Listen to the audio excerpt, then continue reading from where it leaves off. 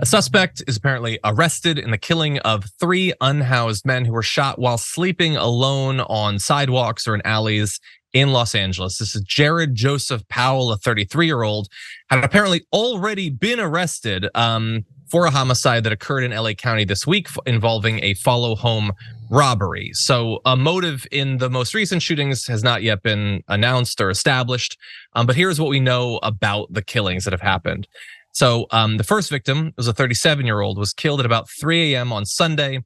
The second victim, 62 years old, was attacked just before 5 a.m. Monday, and the third was killed at 2:30 a.m. on Wednesday. So this is distributed across multiple days. The home robbery shooting occurred on Tuesday, and Powell is accused of following the victim from a charging station, like an electric vehicle charging station in West Covina, to the victim's home in San Dimas. Quote, upon taking the personal belongings, the suspect senselessly shot the victim and fled the crime scenes. The victim, Nicholas Cimbalon, died from his injuries. So they're investigating whether the suspect may be linked to other cases as well. So this isn't, I guess the timeline of how people would have expected that this would have worked, because most people would have assumed that this alleged, at this point, string of killings of the unhoused would have been the only thing that the person was doing. But thankfully, at least if this is the person who did it, they were taken off the streets before what could have been possibly 1 or 2 or 3 more murders during the intervening days.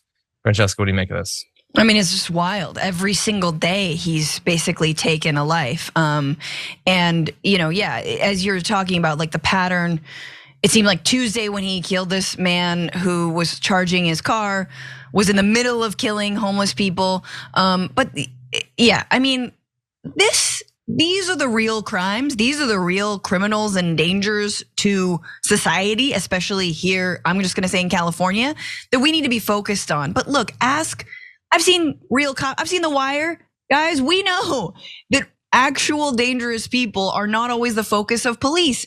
It's petty theft, it's petty crime. It's the homeless people themselves for the crime of being homeless, for the crime of sleeping outdoors, right? To say nothing of the fact that if they had homes, they wouldn't be, and they are not, which they are disproportionately the victims of some of the most violent and heinous crimes. This is a murder, but how many assaults, how many, all kinds of other things that they're exposed to. But so anyway, I mean, this is real police work. I wish we had more of a focus on stopping folks like this than we did on, again, criminalizing protesters.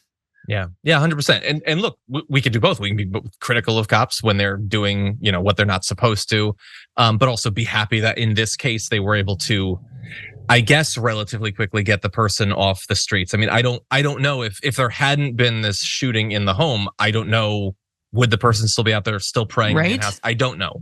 These are dark hypotheticals, but thankfully, at least this particular killing spree, again, alleged, that this person did it, has been stopped. And as you pointed out, even just specific to LA, there is a lot of violence as well as many other crimes that those who are unhoused suffer.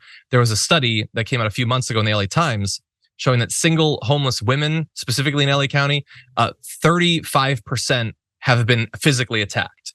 20% say they were forced to take part in unwanted sexual activity. These are not exceptions. This is very, very widespread.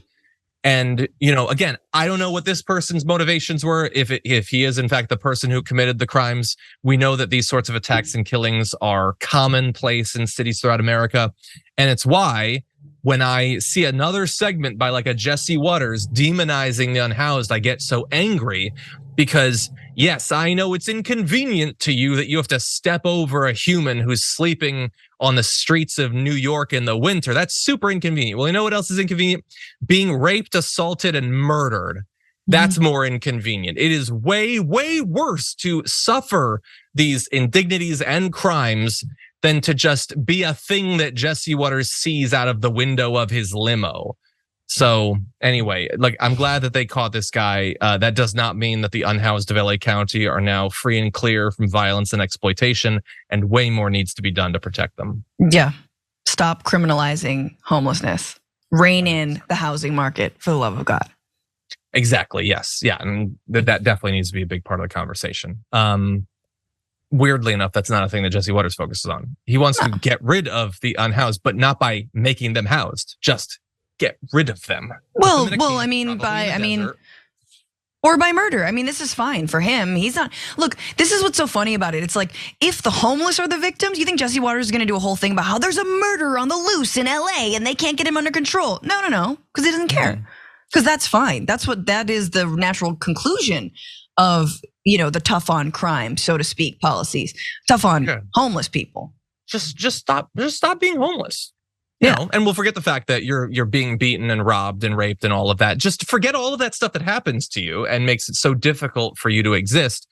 Just stop being homeless. Overcome those circumstances in a way that Jesse Waters would never be able to if he was in these conditions. You should rise above what he would find utterly unbearable after 5 minutes. For more political news breakdowns, interviews, stories of activism, and me trying my hardest to care about the occasional big celebrity news story, subscribe to our YouTube channel at youtube.com/The Damage Report. And you can ring the bell wherever it is so you don't miss anything.